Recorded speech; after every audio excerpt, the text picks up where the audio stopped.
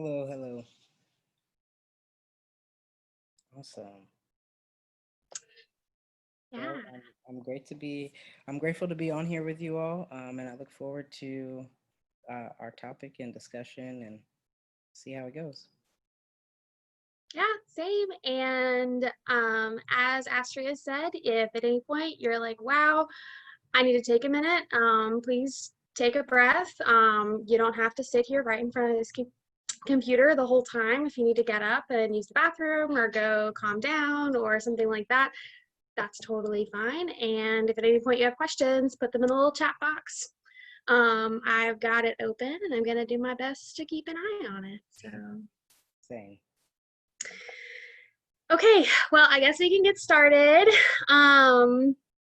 So first of all, we thought it would be cool to know, because kind of the goal of what we're talking about today has to do with, being safe. And so we thought it would be good to know what safety looks like and or feels like to you. So if you wouldn't mind, if you could answer that question either in the chat box, or if you want to raise your hand and you want to say it out loud, that's also cool. But yeah, before we get started, just tell us what you think safety looks like or feels like for you. And we'll give you a minute to do that. Okay. A feeling of ease and comfort.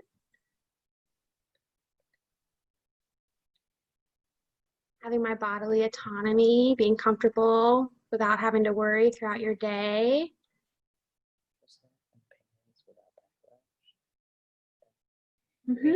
Express yourself with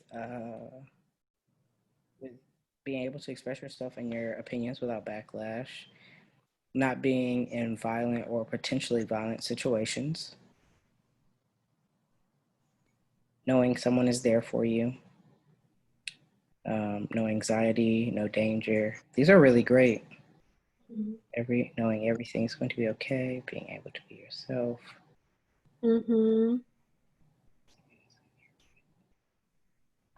Yeah, Kennedy, I like that you said existing in a secure place, both internally and externally. Definitely.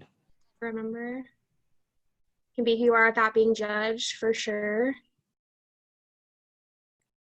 Navigating the world authentically. Yeah.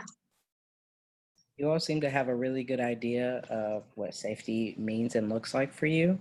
And that's really awesome to hear that you're able to advocate for yourself and know what your limits are and know what your boundaries are too. Definitely.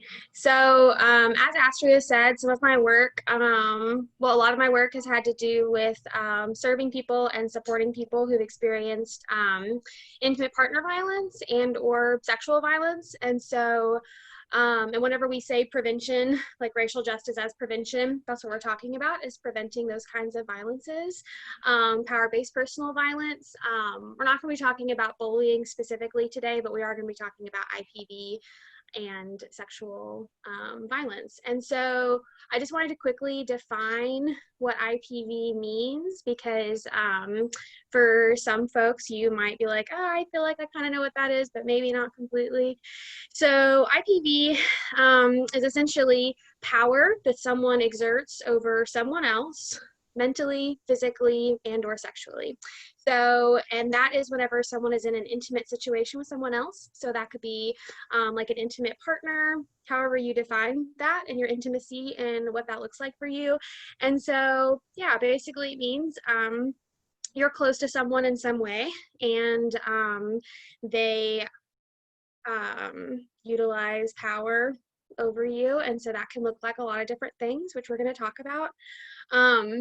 And so there can be some assumptions sometimes whenever we think about, like, okay, if someone has experienced violence, maybe we think of a certain kind of person when we think about like who's committing violence or who has experienced violence. So does anyone have any assumptions they can think of that like maybe even maybe even you have, or that you feel like other people might have about who experiences violence, or who perpetrates violence or does the violent thing. Y'all think of any assumptions that people might have? And this is not a judgment space. And I wanted to ask too, or maybe shine light on if this was primarily just between intimate partners, or if this included like familial relationships or platonic relationships as well, or just other dynamics of relationships. Yeah, so it definitely can, because for some of us, our intimacy is only platonic with people. And we also do include familial relations because sometimes power and control is exerted towards us from people in our family. And unfortunately, some of us who experience sexual violence, that can also come from people we're related to. So, yeah. So we have Natalie here expressing one assumption that some people have, that it's always a large, intimidating man being violent towards only women, for sure. Can anyone else think of any like assumptions they feel like there might be about like violence towards people?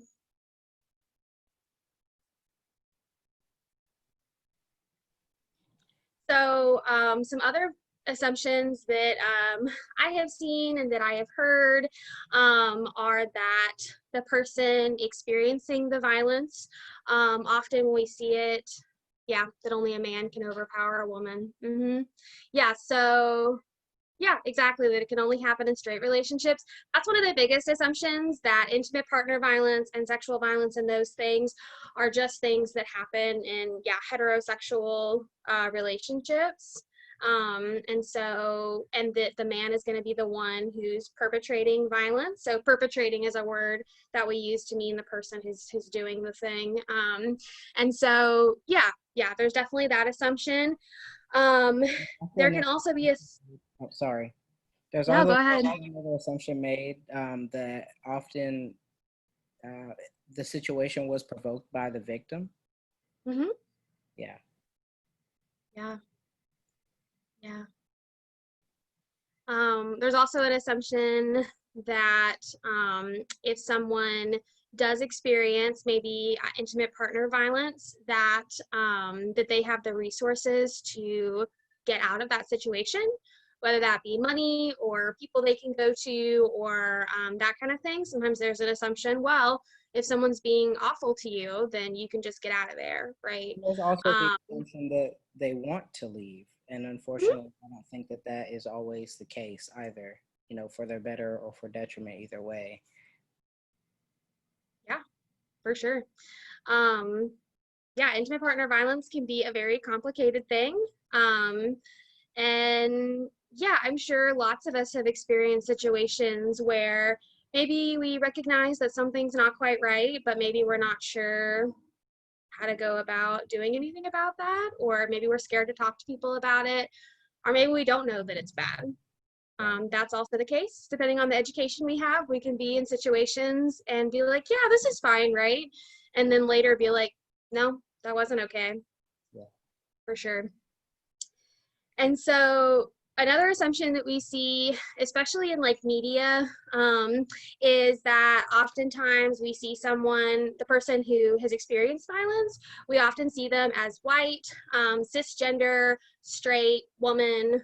A lot of times we see that maybe they have like money, that they can like save up money in a suitcase and like move far away, and stuff like that. So unfortunately, that means that sometimes resources that are available are directed towards people who are white, cisgender, meaning that whatever gender you were assigned when you were born based on your sex is what you identify as when you grow up.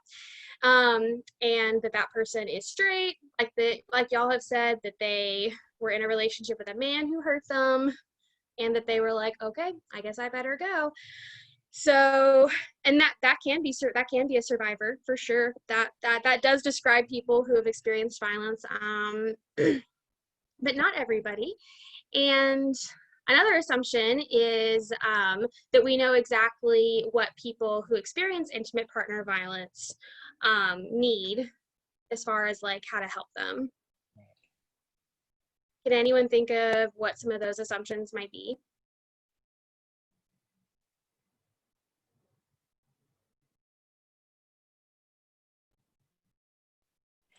I think for me, an assumption that I would think is that there may be some form of assistance needed around money or housing.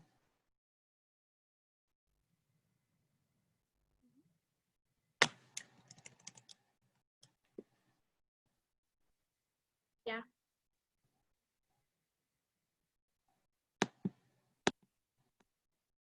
Can you still hear me? Yes, your Okay, video is cool. a little lagging, but we can hear you.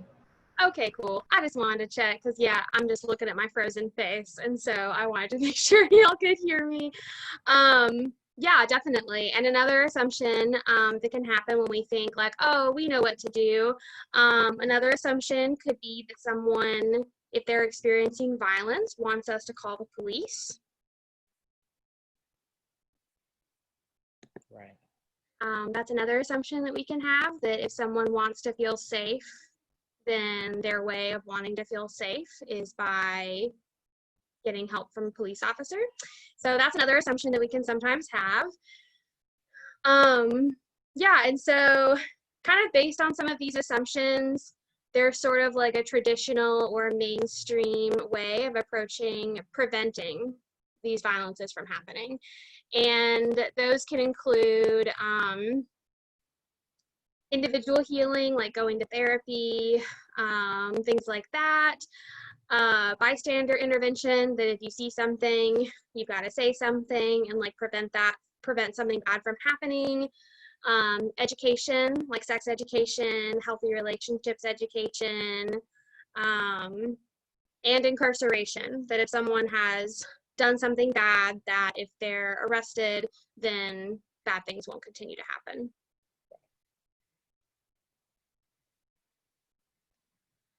But over time, some of these things have started to change.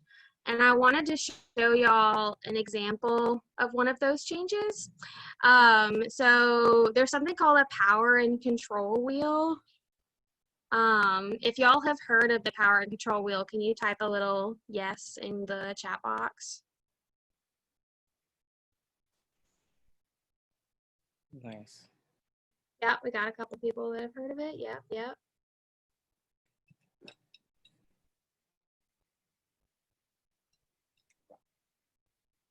Another yep.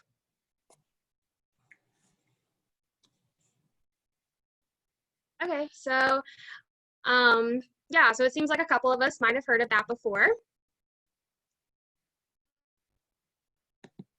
Wow, I'm laughing at these frozen images of my face that I keep seeing. Okay, so I'm gonna share my screen real fast and show you a picture of something and explain a little. If I can do that. If not, I can try and share my screen as well. Okay, I'm gonna give it a second. It looks like it's trying to load. Okay.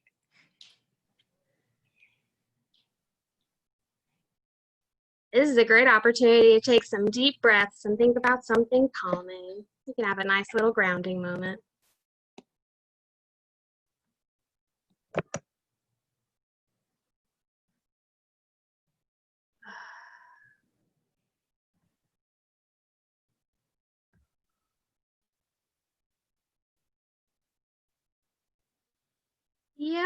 Yeah, it doesn't look like it's gonna happen. So yeah, Carter, if you wanted to try to pull it up, the one I was looking at is a really colorful one. And it's got that little section that I was talking about earlier.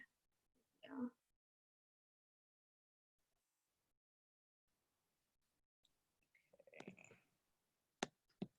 Let's see.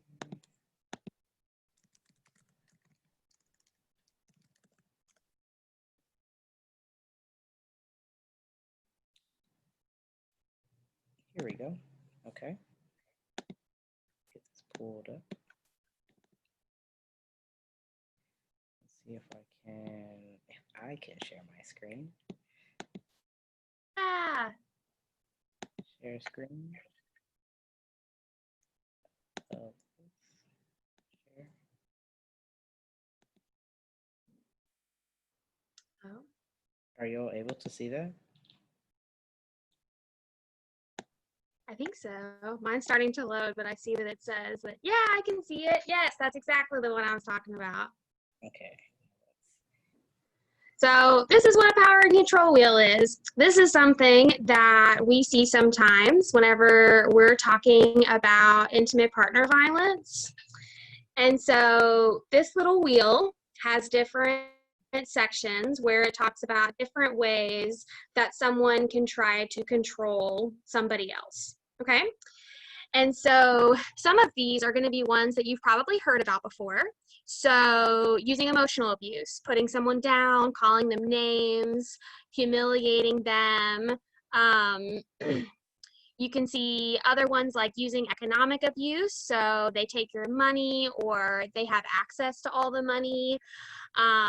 Using children, threatening to like take someone's children away. Making someone feel unsafe physically, like throwing things or showing that they have a weapon. So some of those are the more traditional things that you almost always see on a power and control wheel, but something that's new is the little pink section that says using privilege. And so I feel like there tends to be sort of like nuanced or not as so blatant power and control that is used, and very much speaking to like using privilege, but also using isolation and using intimidation. I feel like those can kind of be things that people use that may not be so blatant, that are being used as power controls over people. But yeah. yeah, definitely. Sometimes it can be very subtle, and oftentimes it gets worse over time. So maybe it starts out being like, oh, well, I need to know everybody that you're texting, or I need to know all of these things. Let me look at your phone, or something called gaslighting, which basically means someone makes you feel like that the way you're perceiving reality is wrong. So that if you tell someone, hey, what you did really hurt and you really hurt my feelings by saying that, a gaslighting response would be, oh, well, no, I didn't hurt you. Like, I don't know why your feelings are hurt. Like, you know, you're being unreasonable or you're exaggerating. Yeah, and so this new section talks about using privilege. And so some examples of that, because it's a little vague in the wheel, but some examples of that might be if two people were in a queer relationship and maybe one of those people wasn't out to their friends and family and their partner threatened to tell everybody or to tell people at their job. Another example might be someone who's not a citizen in the US and that person that they're in a relationship with threatening to call the police or to get them deported.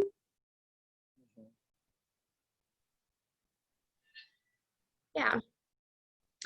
Can y'all think of other examples of ways people could use privilege in their relationships to control somebody?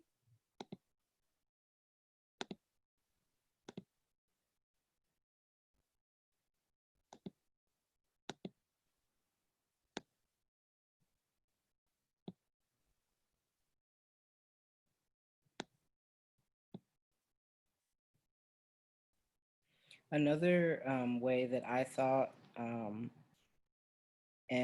think it sort of plays into using the privilege and sort of using isolation, sort of talks about, or you kind of mentioned it as far as in queer relationships, if someone isn't out, that you sort of isolating them from their family, from their friends, from work, threatening to tell, things that are secretive to them, to those people, and sort of making it very consuming within that relationship and making it hard to sort of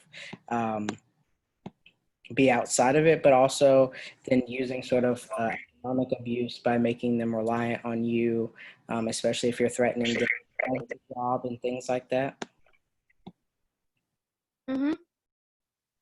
We've got a couple things in the chat. It says, if a person is white and threatens to call the police on their partner who isn't, that's a great point. They could use the color of their skin, like saying the police won't trust someone of your color. They could use their gender, male having the privilege. These are all really great points.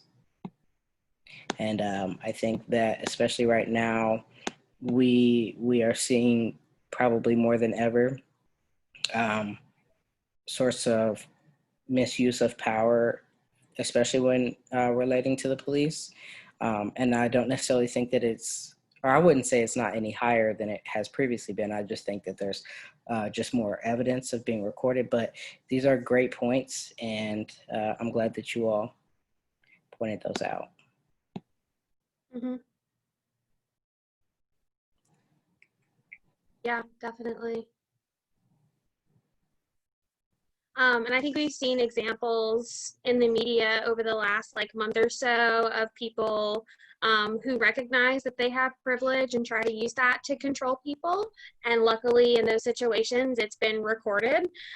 So for instance, the woman in Central Park who was mad that a man was telling her to put her dog on the leash, even though she was in a place where there were signs saying, keep your dog on the leash.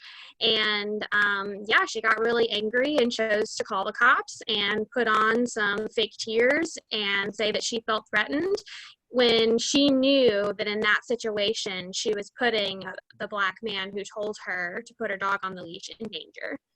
And so that is, though that's not between intimate partners, that's an example of looking at someone, wanting to exert power over them, and being able to do that using your privilege, because she knew that if she called the cops, that it wouldn't impact her, or at least she thought that. She did lose her job and her dog. So yeah, so are there any questions so far about what we've talked about, or things that we've touched on that might be confusing or that maybe we need to clarify?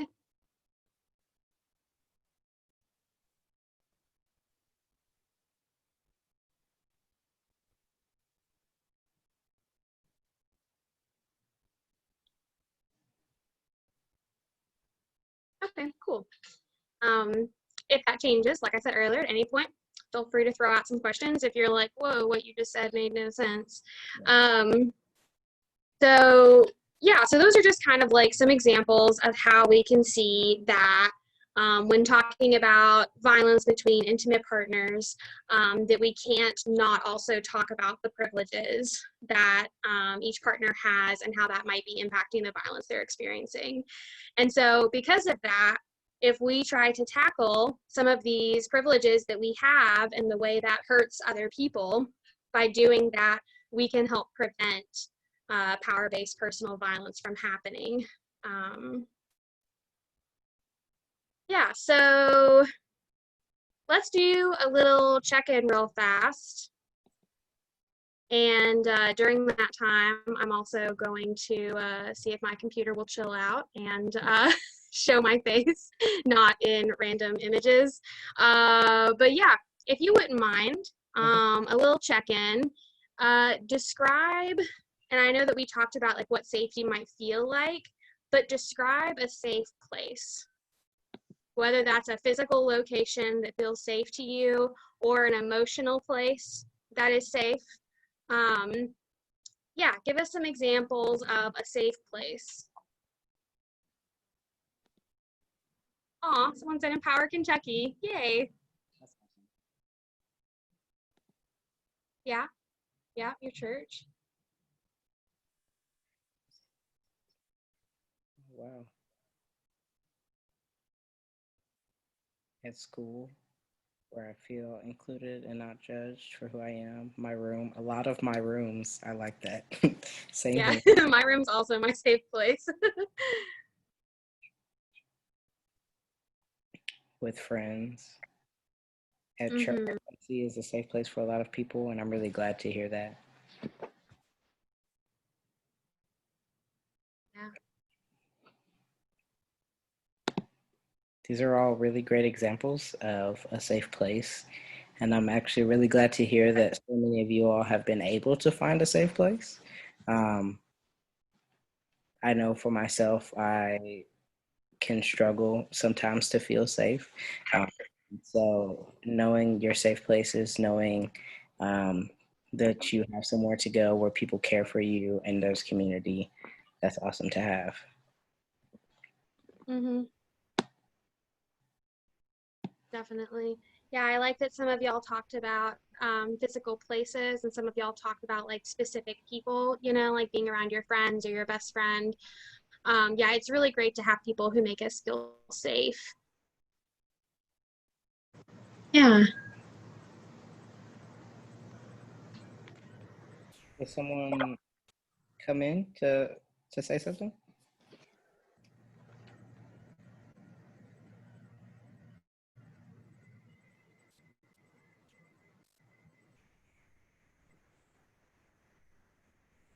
I can't hear you, Kelly. I'm not sure if you're speaking. It looks like. Oh, no, I wasn't speaking. I was waiting. I thought I heard someone chime in. Oh, it might have been my audio that was like lagging and you suddenly like heard a sound. Cool. Yeah, sorry y'all, but mine's real glitchy. But I'm glad you can at least still hear me, so it's fine. I'm probably just gonna, I think I'm gonna go ahead and stop my video so that my computer isn't trying so hard. Yeah, so you'll just, yep, there's the letter of my name. That's fine, that's fine. So yeah, so I feel like that we've touched on a little bit of how we can definitely think about things like intimate partner violence in terms of having privilege. The same is there with sexual violence, with how people might perceive someone else, the way that someone might perceive who they think can be a target, or who they think someone might not believe. And so, yeah, privilege is definitely a part of that. And so with talking about racial justice specifically, we need to make sure we understand how approaching racial justice will help us approach other kinds of violence like intimate partner violence and sexual violence.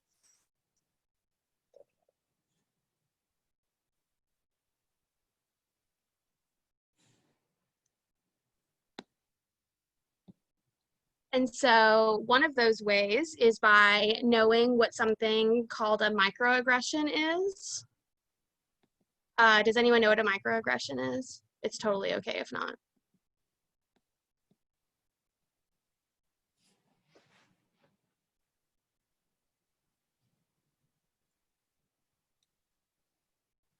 So I think a great example of a microaggression for me is maybe hearing like someone say, "Oh, you're so well spoken as a Black person," or just kind of like backhanded compliments. And those are, I think, very small instances of microaggressions, or very subtle and indirect ways of microaggressions. Can you all think of any more? You speak great English for an immigrant. Mm-hmm. Yeah. Yep.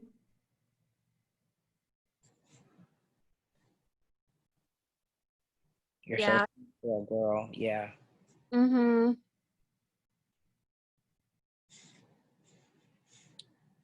I also know a lot of microaggressions to be people making it a point to mispronounce your name or saying that they're unable to pronounce your name.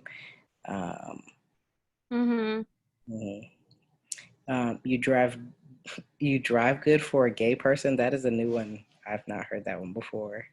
Yeah, I haven't either. Is there a stereotype that we can't drive if we're gay? I would beg to differ. That's rude.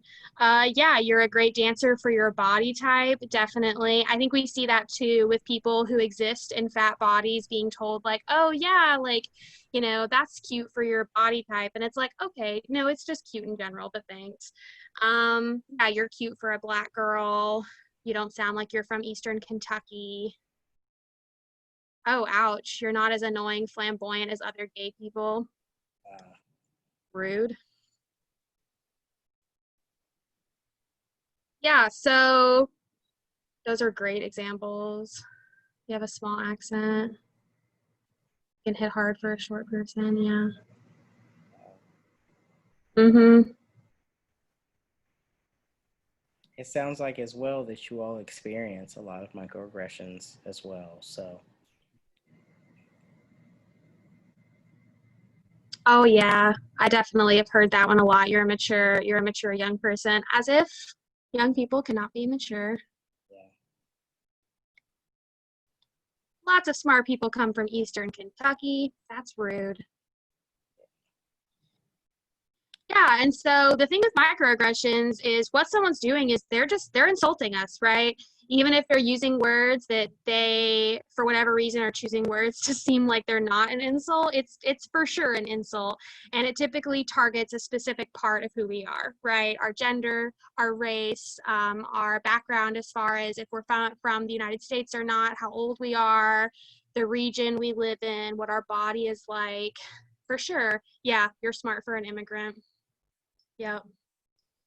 Yeah, and so what someone's actually doing is they're basically just putting out there what their own stereotypes are whenever they think about other people. And yeah, so it's very insulting.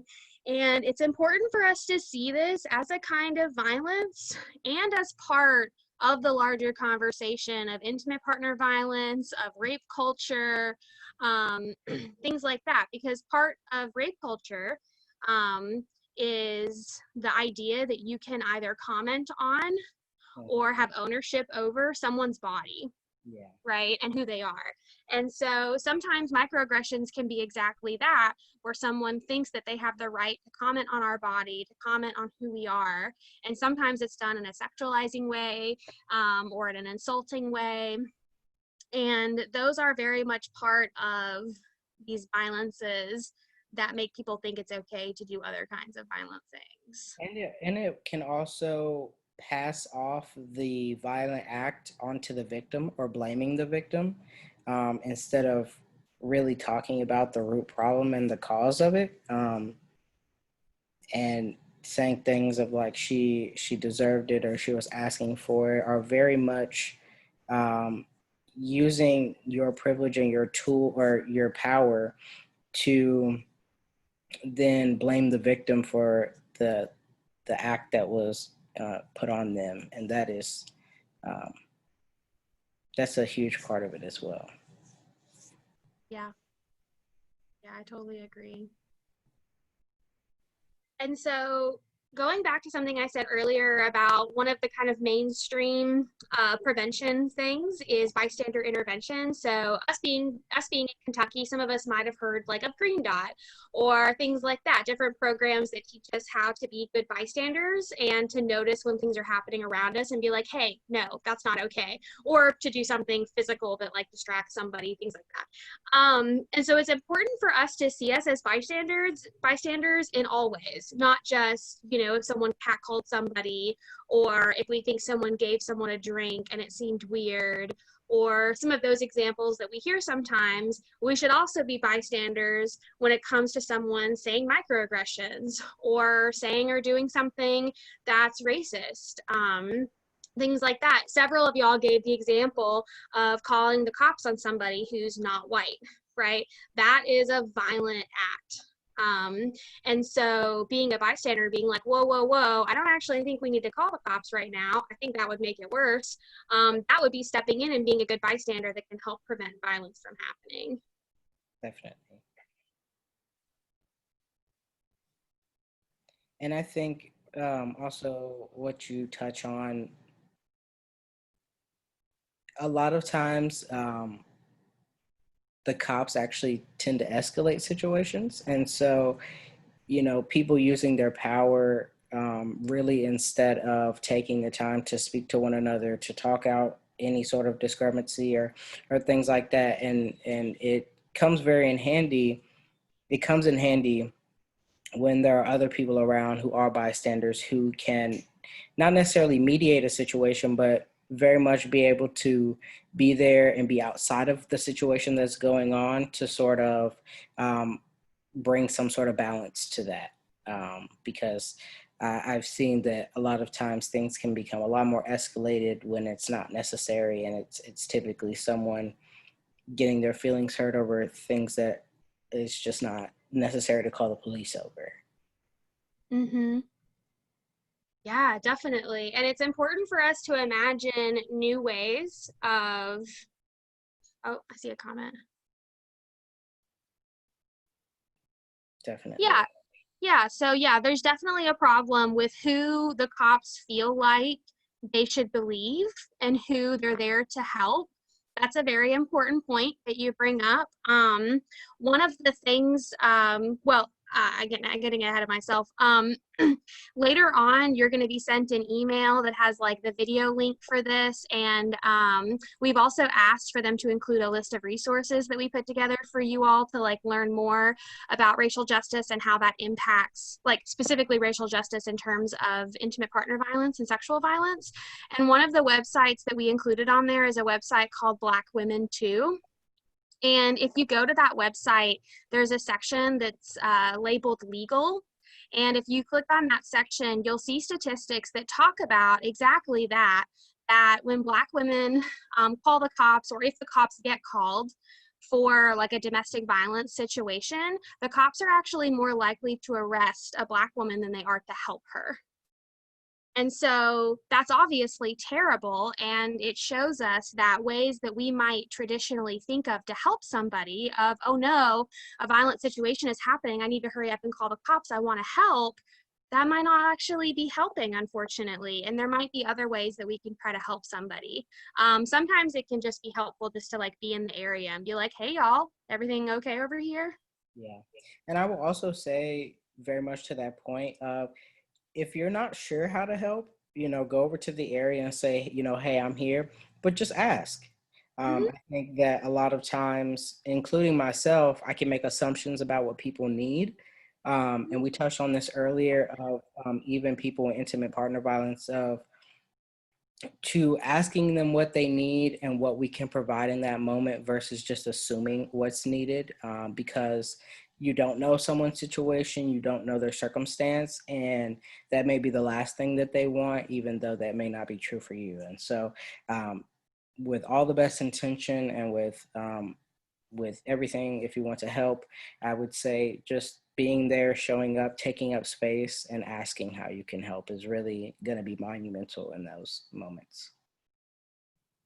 Yeah, for sure. It's really important for us not to assume that we know what somebody needs or wants in any and all situations. Yeah, it's definitely great to instead just say, I would like to help, you know. Oh yeah, another microaggression. You're not racist considering you're a Southerner. That's definitely a microaggression, because if you do research on activism, including anti-racism activism, there are lots of activists in the South. The South is a big activist space. Yeah, so that's definitely a microaggression, and it is inaccurate, as microaggressions tend to be. So microaggressions, I'm glad that we talked about this and that you all seem to understand what those are. And again, if you have questions, feel free to ask. You can also look it up. There are different lists online that explain different microaggressions and what they mean. Like, they don't just say like this is a microaggression, but they talk about what stereotype that microaggression is referring to. So yeah, that can be really important, and it can help us notice power differences in relationships with people. Like, let's say you've got two friends and they're in a relationship together, and maybe it seems fine, but then you notice that one of them uses microaggressions a lot towards the other person. Well, that's a sign that that person is exerting power over the other person, and it might be worth it to maybe challenge that person on their statements, or if that's not something you're comfortable with, asking your friend who's on the receiving end of those microaggressions, like, hey, are you okay? Like, it seems like that I'm hearing, X, Y, and Z happen. I just want to see like how you're feeling. Because it can help that person see that, like, yes, this is a problem and I might need support. Yeah, and so one of the last things we wanted to talk about was what we were touching on a few minutes ago was sort of like imagining new ways to help people. So we've already talked about how cops are not necessarily going to equal safety for a lot of people. And that can be challenging to hear if we're from a background where we have seen cops as being safe before. You know, those two things can both be accurate at the same time. You can both have had safe experiences with individual cops and understand that cops and that system itself is not a safe system that has people in it who are unsafe. So it's okay if that feels complicated to us. But we can go forward and think about what are new things we can do. So some of those things that you all might have heard about, one of them is defunding the police. So having money that instead of going towards police departments goes towards other things that might actually help root problems from happening. So increased mental health services that are accessible to people, helping people not be homeless and be able to have homes and the resources they need so they're not in a vulnerable public space. Increasing services to people who have perpetrated violence, so that they can learn what's happening and not perpetrate violence. And also resourcing those that money into schooling and what that means for schools, because there are schools that are underfunded or need more funding or need other things like that, and other ways of assistance as far as food security for a lot of people as well. And also money towards rebuilding and revitalizing communities. There are a lot of communities that, very similar to the schools, don't have the funds to have livable homes and things of that nature. And so being able to pour money back into the community tenfold, so that it is then able to also help community health and just communication amongst those in the community.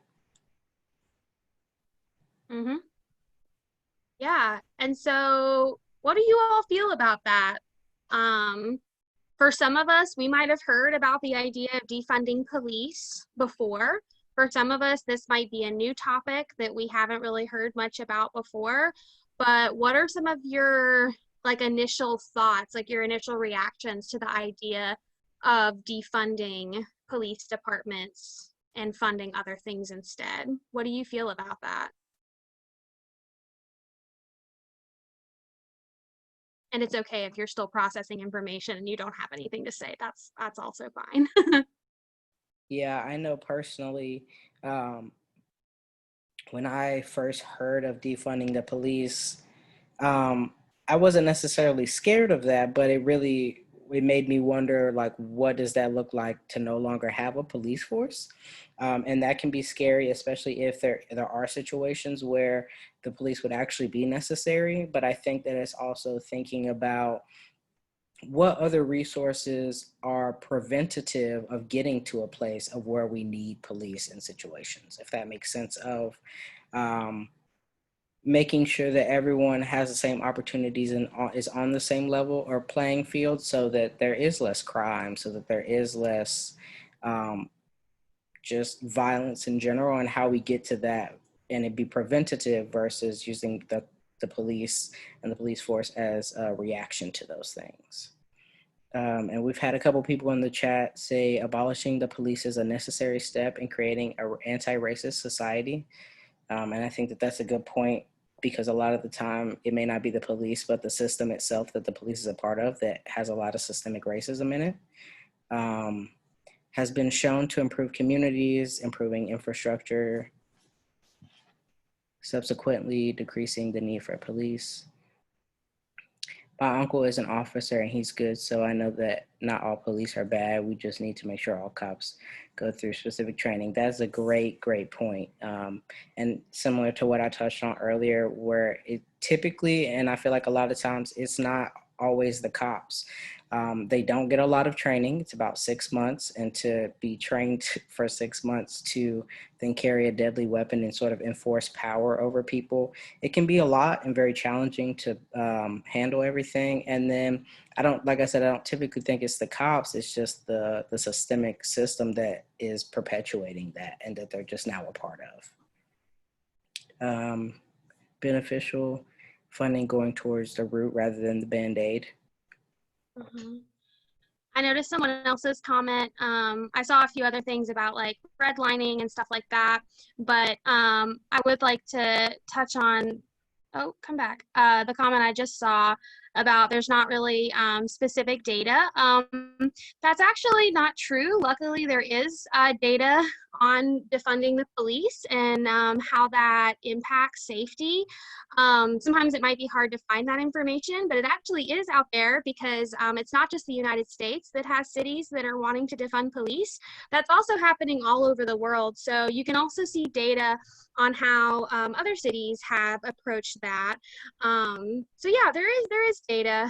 And yeah, training can be helpful. We have to also remember that police have been getting bias training and other things like that for like a decade or two.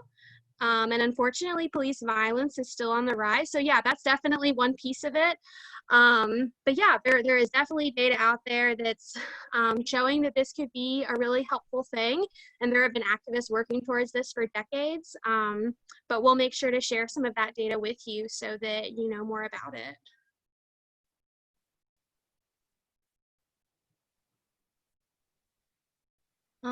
Distributing money for sure. Yeah.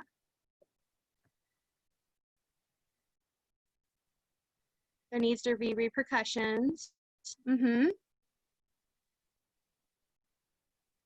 Yeah, de-escalation is very important.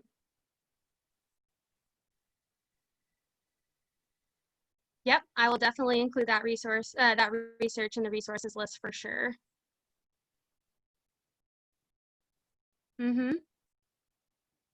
Yeah, definitely. There are other programs in schools that could use more funding. And, you know, it's important to also remember that people who have committed violent acts towards other people oftentimes have also experienced violence themselves, particularly in their childhood.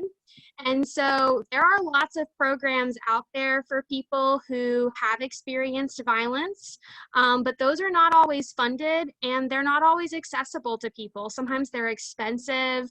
You know, not everyone can afford to go to therapy and to go to groups and things like that and to process their trauma. And so then what ends up happening is people end up causing other people to experience trauma. So yeah. And restorative justice practices as an alternative to prison, I think that's a great point as well. Yeah, that's wonderful. And there's also going to be some more information about restorative justice programs on that resource list. That was actually one of the things that we were going to touch on as an alternative to incarceration. Because first of all, people who have committed intimate partner violence and sexual violence oftentimes are not held accountable in really any significant way in terms of being arrested, going to jail, prison, all of that stuff. And that's not actually doing anything to rehabilitate someone and keep them from committing violence later. That just puts them in a box for a while. And so, yeah, restorative justice that Celia had mentioned as a possibility is something that is being done and has been done for years, and people are starting to want to put even more resources towards it because restorative justice follows the needs of the person who has experienced the harm, and they get to help kind of lead that process. But there's also space for the person who committed the harm to be able to voice what that experience was like for them, and then maybe try to figure out what help they might need. So restorative justice, hopefully the goal is to try to figure out what the root cause was of the violence and how the community can move forward. So yeah.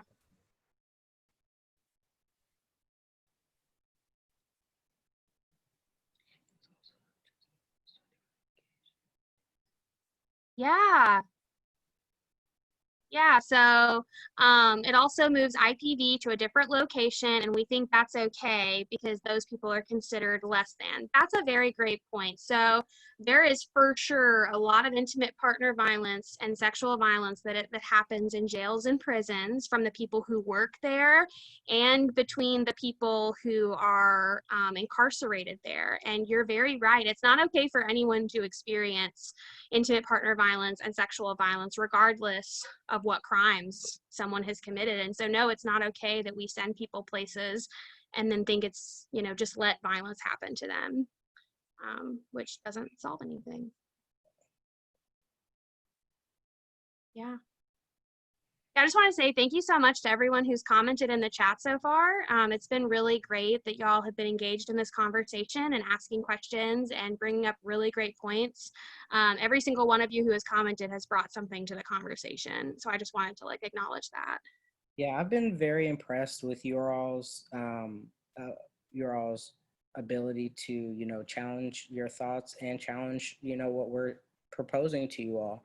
I know that we are all coming from different spaces in different places, and so it was wonderful to see your all's comments and also see that we are at different places so that we can meet you all wherever you're at. And I appreciate you all being here and being engaged in this conversation. It was really, really important to me. Yeah, same. And there was sort of like a, sorry, I just totally lost my train of thought. There was sort of like a final little thing that we wanted to throw out there and sort of like touch base with you all. But we just wanted to make sure that we think about like, are we as individuals, and this is not a judgment statement, but just like a reflective thing, that are we individually using the power that we have to help other people, or are we using our power to perpetrate violence towards other people? So the privileges that we have, are we using those to be helpful or hurtful? And that's a really important part of this conversation, because something that can happen is when people talk about their experiences, like maybe with microaggressions or with racism or with homophobia, people can tell them that what they're saying is wrong or isn't actually happening. And we don't want to do that. We don't want to ever gaslight anybody or deny anybody the right to be able to say what they've experienced. And instead, we want to try to respond to the violences that people are experiencing and try to eliminate those or prevent them from happening. But yeah, one other thing I wanted to say that can be, as far as like imagining new things and ways to prevent violence from happening, besides like defunding the police and restorative justice, another thing too are reparations. So reparations can be individual and systemic. So systemic reparations would be the United States of America issuing statements and funds to try to, in some way, help close the wealth gap between Black Americans and Americans who are not Black, to try to help in some way begin to repair harms caused by our legacy of slavery. And so systemic reparations would be like big picture of the United States doing big policies, but individually we can also provide reparations. So that can look like donating money to mutual aid funds. Some of y'all might have seen those recently with lots of like small organizations or individuals who quickly put together funds to help somebody. And in my own circle, those are often funds that are going towards people who are trying to escape violent situations. So we are literally saying, okay, this person's experiencing violence. We are going to immediately get them the funds they are needing so that they themselves can get in the situation they want to be in. Yeah. So I just wanted to throw that out there. We don't always have money to give, and that's understandable. Not all of us have funds, you know, especially in 2020 when there's a pandemic. So like we understand that, but there's other ways of providing reparations. We can offer free services to people in our community. We can try to raise funds. We can share fundraisers. One small thing that I'm doing, and this is not like a pat myself on the back thing, this is just providing you an example. I don't have a lot of funds, but I am getting paid a little bit to do the thing I'm doing now, and I am putting that money directly into a mutual aid fund. It's not going to be my money. And so that's one tiny thing. But yeah, so I just wanted to throw that out there as another way that we can engage in racial justice and try to end intimate partner violence and sexual violence, is trying to help provide aid and reparations to people directly. Yeah. And I think too that definitely not to backpedal from what you said, but when thinking of if something is hurtful or harmful, I don't necessarily want people also to say or think that, oh, I'm so harmful, and then it makes you defensive, but think, and also I don't want you to necessarily think that it's always something that you are consciously doing or on purpose or anything like that, but there's a lot of nuances and subconscious and just sort of built-in things that people do unbeknownst to them or are a part of systems that they're a part of.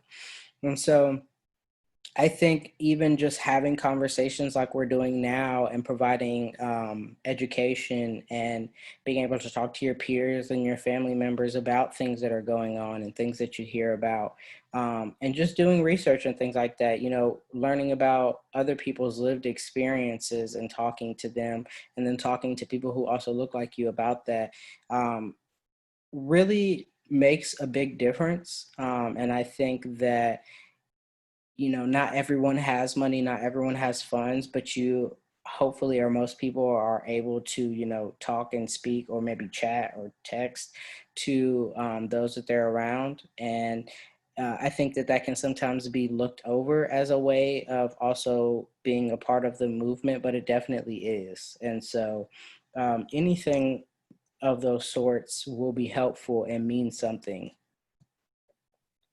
Yeah, 100%. Yep, thank you. Yeah, we're pretty much out of time. So yeah, yeah, that's definitely very important. It is really important for us to have conversations with people around us and to try to learn as much as we can. And definitely listening to people who have experiences that are different than us.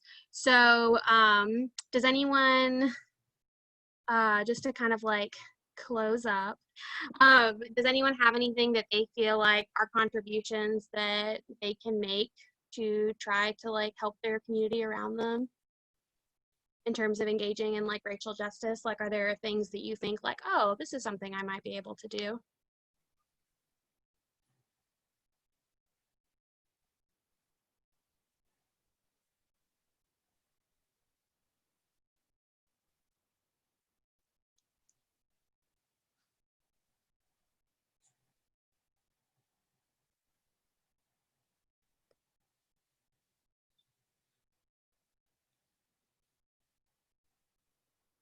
Awesome. Doing a book club.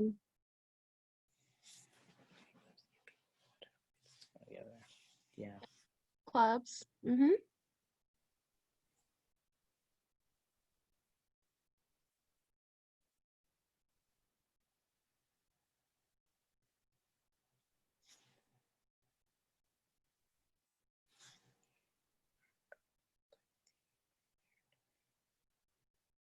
Wow.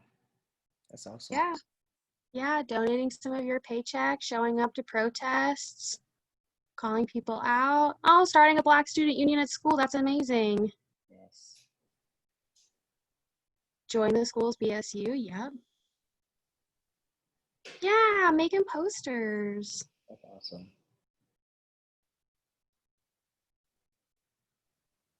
Yes.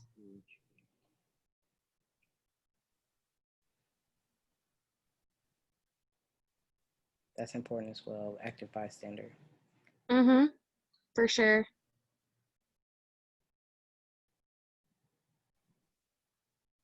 Awesome.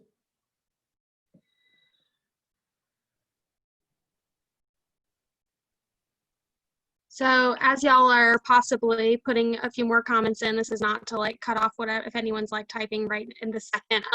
But yeah, hopefully this was a space that was helpful for you to think about how racial justice overlaps with prevention of intimate partner violence and sexual violence. Hopefully you saw how those things are connected and are all part of the larger fight just to end violence in general and to make our lives feel safe, as you all described earlier when you talked about what it can feel like to be safe. We want to make sure that everybody can feel safe around people in their community, in spaces, things like that. So I hope that you all will look at the resources that we send out, and hopefully those will be helpful for you as you continue your educational journey.